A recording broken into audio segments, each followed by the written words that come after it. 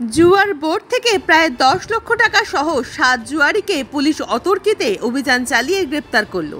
একবার গভীর রাতে এই ঘটনাটি ঘটে রানীগঞ্জ থানা এলাকার বাঁশরা অঞ্চল একটি ধাবায়। মঙ্গলবার রাতে রানীগঞ্জ থানার পিসিপাটির পুলিশ এই বিশাল পরিমাণ জুয়া চালার খবর পেয়ে রানীগঞ্জ থানার বিশাল সংখ্যক পুলিশকে সঙ্গে নিয়ে রানীগঞ্জ থানার ইন্সপেক্টর বিকাশ দত্তের নেতৃত্বে অতর্কিতে অভিযান চালায়। সেখানে পুলিশ জুয়ার বোর্ড থেকে 10,03,100 টাকা বাজেয়াপ্ত করে। একসঙ্গে আটক করা হয় 10 সেট প্লেয়িং কার্ড ও 8টি মোবাইল ফোন।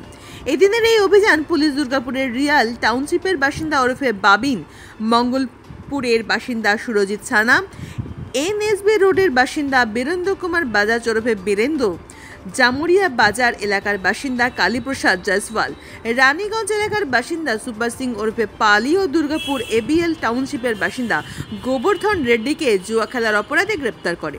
বুধবার পুলিশ দ্রুতদের সকলকে আসানসোলের জেলা আদালতে তোলা হয়।